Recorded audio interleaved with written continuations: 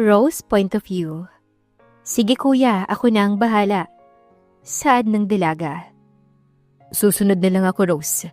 Kailangan ko lang talagang umattend sa meeting namin dahil hinahanap na ako ng mga board members. Sagot ni kuya sa kabilang linya. Okay lang, ano ka ba? Tumawag ka na lang ulit mamaya kapag papunta ka na. Sige na, umalis na kayo para maaga kayong matapos sa check-up. Okay, bye kuya. Ini-off ko na rin ang cellphone ko at isinilid ko na sa sling bag ko. Sino yon? Mahinhing tanong ni Ate Ashley. Si Kuya Gabriel. Tinatanong kung nakaalis na raw ba tayo? Maikling sagot ko. Okay, tara na ba? Oo, alis na tayo para hindi na tayo maabutan pa ng ibang patients. Sabay akay ko sa kanya palabas na ng mansyon. Alam naman ni Ate Ashley na magpapatingin kami ngayon sa psychologist. Nakapag-open up na rin siya sa akin at nasabi nga niya na nahihirapan na raw siya, na anytime ay baka mag-breakdown na lang siya. Isama pa raw na masyado niyang dinaramdam ang mga sinabi sa kanya ni Kuya. Nung aalis na dapat si Kuya dito sa mansyon. Okay lang naman sa kanya na magpatingin dahil wala naman daw siyang malalapitan. Kahit ang mommy at daddy niya ay ayaw niyang lapitan. Dahil ayaw niya ring sabihin ang tungkol sa pagkawala ng baby niya. Buti nga raw ay hindi pa tumatawag ang mga ito dahil nasa ibang bansa pareho. Simula nang mawala ang anak niya. Tahimik lang kami nang makasakay kami ng sasakyan. Si Jake muna na sekretary ni Gabriel ang kasama namin at siyang taga-drive. Nakatutok lamang kami ni Ate Ashley sa mga dinaraanan namin. Nang bigla huminto ang sinasakyan namin. Agad ko namang nilingon si Jake at nakita ko na may van na nakaharang sa harap namin at sinakop ang buong daan. What's happening? Kalmadong tanong ko kay Jake. Si Ate Ashley naman ay nakikiramdam lang. Hindi ko nga rin alam eh. Basta bigla na lang silang humarang sa daan. Sagot naman ni Jake at bumaba sa sasakyan namin. Nagbabaan din ang 4 na lalaki mula sa humarang na van na may kalakihan ng mga pangangatawan at may mga takipang muka. Kung tutuusin ay matikas din naman ang katawan ng sekretary ni Kuya. Pero kaya ba niya ang 4? Mabilis na kumilos ang 4 na lalaki papunta sa sasakyan namin. Habang si Jake naman ay hinarang ang katawan para hindi tuluyang makalapit sa amin. Hinawakan siya ng 2 lalaki para wala siyang magawa. Habang papalapit naman sa amin ni Ate Ashley ang 2. Ate Ashley, kahit anong mangyari, wag na wag kang lalabas ng sasakyan ha? Kinakabahan kong saad. Ano bang nangyayari? May kailangan ba sila sa atin? Natatakot na sabi ni Ate Ashley. Pinakalma ko siya sa pamamagitan ng paghawak sa kamay niya. Tawagan mo si Kuya Gabriel at kapag sinubukan nilang buksan ang pinto ng sasakyan, pigilan mo. Bilin ko sa kanya. Tumango naman siya habang namumutla at inilabas na ang cellphone niya. Ako naman ay agad na lumabas ng sasakyan para harapin ang mga humarang sa amin. Sigurado ko na ako ang pakay nila. Bitawan niyo siya. Ako ang kailangan niyo, hindi ba? Maanghang na sabi ko. Nagsitingin na naman sila sa akin habang si Jake ay hawak-hawak pa rin nila. Lumapit ang 2 sa akin na hindi nakahawak kay Jake, habang ako ay nakahawak ng mahigpit sa pinto ng sasakyan. Totoo nga ang sabi ni boss na buhay ka. Akala ko talaga gawa-gawa niya lang yun. Ang galing mo ring babae no? Nagawa mong magtago ng ilang taon at palabasin na wala ka na. Nakangising sabat ng isa. Alam mo ba na galit sa'yo si boss, lalo na ngayon, kasi nabilog mo na naman ang isipan niya sa ikalawang pagkakataon nang magpanggap kang wala ka na. Lumapit pa ito sa akin ng konti. Wala akong pakialam sa boss niyo. Kasalanan niyo yun dahil nagpadala siya. Walang sabi-sabi ay hinila nila ako at sa lakas ng puwersa ay nabitawan ko ang pinto ng sasakyan. Bitawan niyo siya! Sigaw ni Jake na pilit kumakawala sa 2. Pero nakatikim siya ng ilang suntok sa muka. Pero pilit pa rin siyang kumakawala. Tinignan ko naman ang sasakyan namin na heavily tinted. Huwag na huwag sanang lalabas si Ate Ashley. Hindi bali nang ako na lang. Ayokong may madamay pang iba. Bitawan niyo siya. Sige na, sasama ko sa inyo. Huwag niyo na siyang idamay. Wala siyang atraso sa inyo.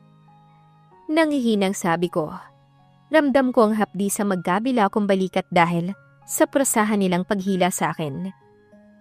Madali ka naman palang kausap eh. Sige, isakay na yan.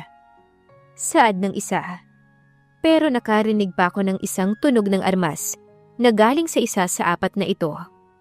Tinignan ko naman si Jake at napanatag naman ako na wala naman siyang tama ng armas. Akmang isasakay na nila ako sa kotse nang may biglang humatak sa aking damit mula sa likod. Ate Ashley! Gulat kong sabi. Nagtinginan tuloy sa kanya ang apat na lalaki na nasa tabi ko lang. Si Jake ay halos hindi na makatayo sa isang tabi dahil hindi nila ito hinayaang makalaban pa. Hindi siya sasama sa inyo! Sabay hila ni Ate Ashley sa akin palayo sa kanila. Pero itinulak lamang siya ng isa dahilan para mapaupo siya sa sahig. Pakialamera ka. Sabay higit sa kanya patayo at naunang isinakay sa van at isinunod ako. Nagpupumiglas naman kaming dalawa habang pilit kaming iniaayos sa loob ng van. Naramdaman ko na ang pag-andar ng sasakyan namin.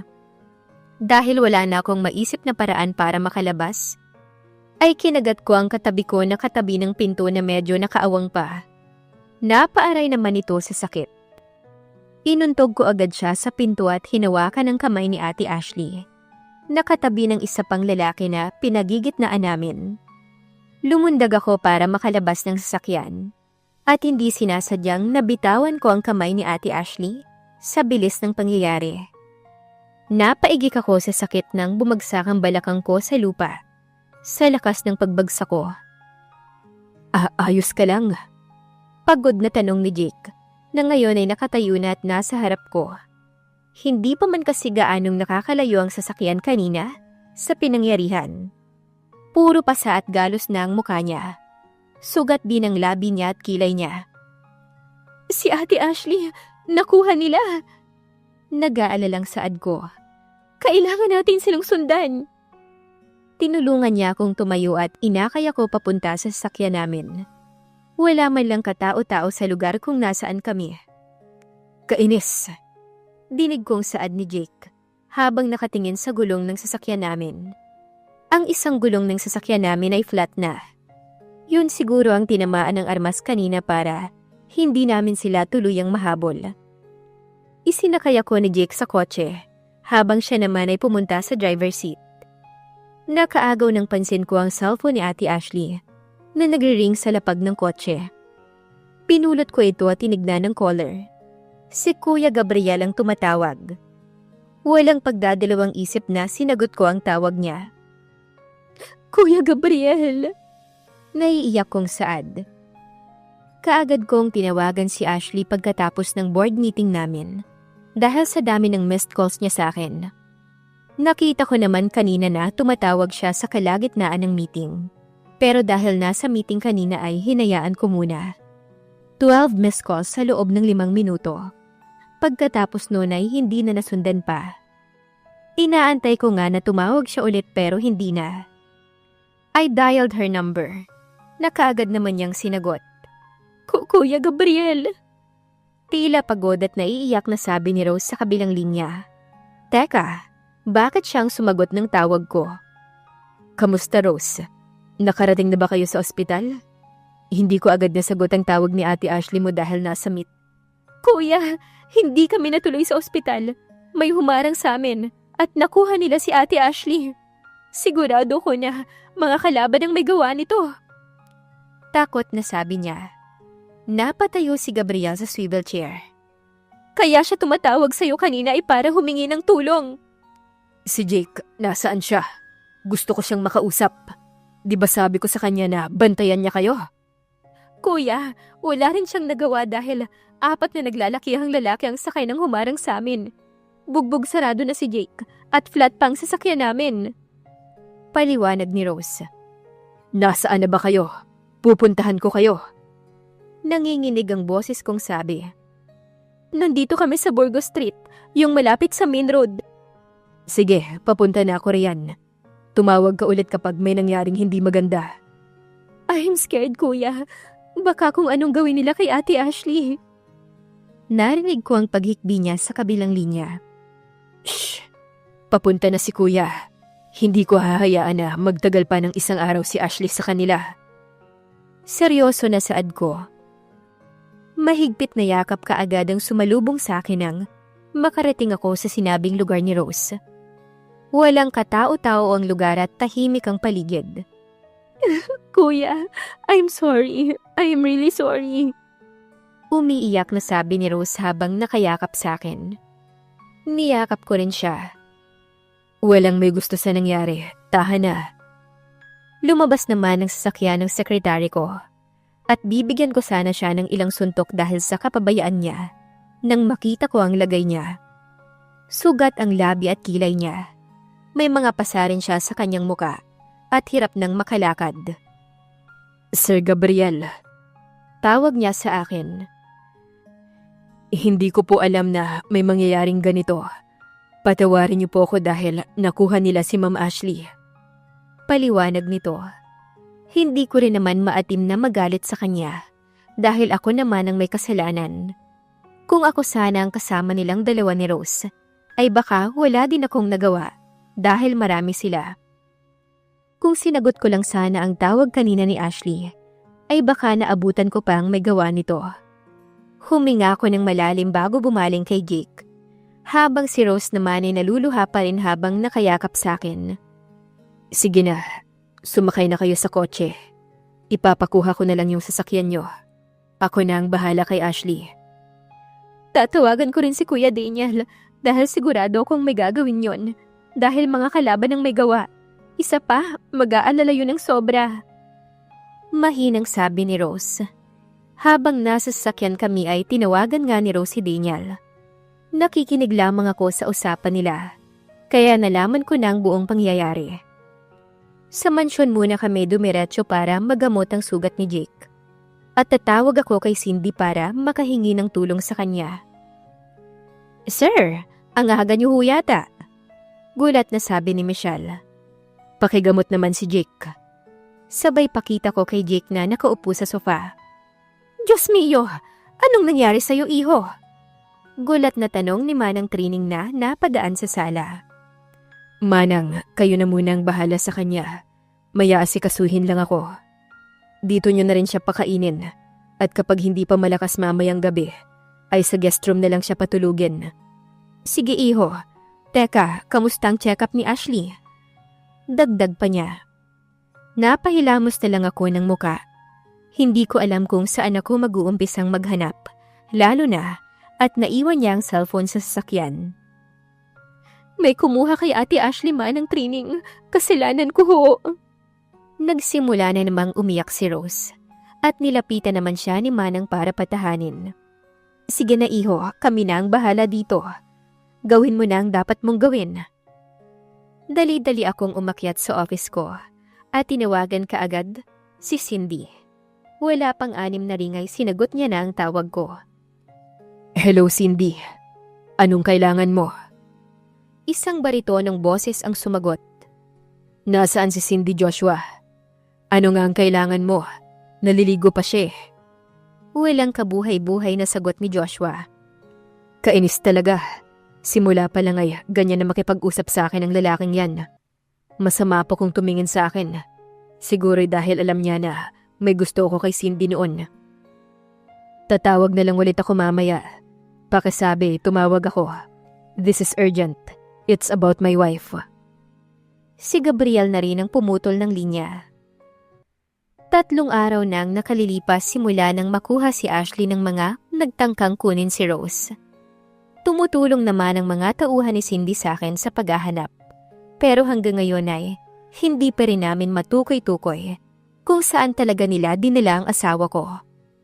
Lahat ng pinuntahan naming lugar kung saan ay akala naming naroon si Cindy ay wala. Ilang beses na ngang napagalitan ni Cindy ang mga tao niya, pero ganun pa rin. Naiintindihan ko naman na ginagawa naman nila ang trabaho nila. Pero hindi ko na alam ang gagawin ko. Kapag lumipas pa ang isang araw na wala pa si Ashley dito sa piling ko. Nasa gitna ako ng pag-iisip kung paano matatagpuan si Ashley. Nang may kumatok sa office ko. Si Michelle pala. Sir, may tumatawag po sa telepono. Yung mga magulang ni Ma'am Ashley. Gusto raw po kayong makausap. Sige, susunod ako. Yumukod pa siya bago umalis. Anong sasabihin ko? Paano ko magpapaliwanag? Sakto naman nung pagbaba ko ay hawak ni Michelle ang telepono at kausap ang mga magulang ni Ashley. Give it to me. Sabay lahad ko ng kamay ko. Binigay naman kaagad sa akin ni Michelle at umalis na rin sa harap ko pagkatapos. Hello, ma'am, sir. Pinagpapawisan ako ng malagkit habang hawak ang telepono. Hello, Gabriel. Maotoridad na sabi ng daddy ni Ashley. Yes, sir. Nasabi na sa amin ni Daniel ang nangyari kay Ashley. Paanong nangyari na napunta sa kanila si Ashley, ha? Galit na sabi nito pero hindi naman sumisigaw. Ako na ang kakausap kay Gabriel. Dinig kong sabi ng mommy naman niya. Iho, hindi na ako magpapaligoy-ligoy pa. Naikwento na sa amin ni Daniel ang nangyari. Pero bakit nangyari yon? Wala ka sa tabi ni Ashley nang mangyari ang pagkuha sa kanya at sekretary mo ang pinasama mo. Pati saan bang punta ni Ashley nun? Mahinahon lang ang pagkakasabi ng mommy niya. Just like her. Kainis. Where are you now, my wife?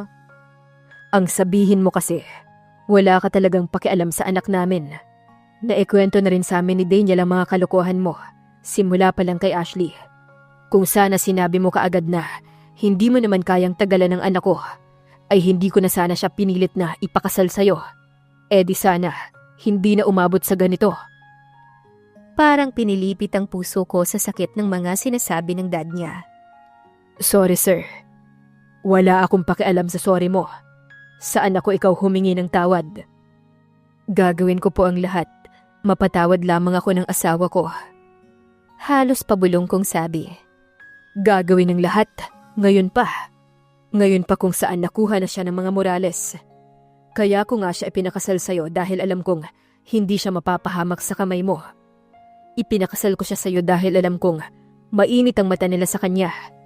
Mainit ang mga mata ng Morales sa kanya dahil siya ang nag-iisang tagapagmana ko. Akala ko hindi na siya makukuha ng mga Morales dahil ikaw naman ang humahawak ng ibang negosyo namin. Pero dahil sa kababayaan mo, nakuha pa rin ang anak ko. Tila gusto nang ibaba ni Gabriel ang hawak na telepono ng mga sandaling yun. Tama na yan, Han. Sabihin mo na sa kanya ang pakay natin para mailigtas ang anak natin. Narinig ko ang paghinga ng malalim sa kabilang linya. Sa totoo lang, wala na akong balak sabihin sa'yo na alam namin kung nasan talaga nila dinala ang anak ko at gumagawa na ng paraan sina Daniel para mailigtas siya. Bigla ay nabuhayan ako ng loob sa sinabi niya. Kung hindi lang ako kinulit ng asawa ko, ay ipagkakait ko talaga sa iyo ang impormasyon kung nasaan si Ashley. Bibigyan kita ng isa pang pagkakataon, Gabriel. Isa pa, para mabawi mo ang anak ko at mapatunayan sa amin na karapat-dapat ka na ikaw ang pinili namin na maging asawa niya. Yes, sir. Maraming salamat po. Sige na, gumaya ka na. At isisend ko sa iyo ang address kung nasaan ang asawa mo. Huwag kang magdala ng mga tauhan. May mga tauhan na si Daniel na papunta doon. Thank you so much, sir. I promise to do everything to please your daughter. Gabriel, I'm looking forward for that. Sige na, iho, bilisan mo na. Mag-iingat ka sa pupuntahan nyo and please, bring Ashley home. Opo, hindi ko po hahayaan na dumaan ang isang araw na wala pa si Ashley sa tabi ko. Seryoso na saad ko. Mabawi kaya ni Gabriel si Ashley? At sino nga ba ang kumuha sa asawa niya? Abangan sa susunod na kabanata. Please like, share, subscribe for more updates. Maraming salamat po.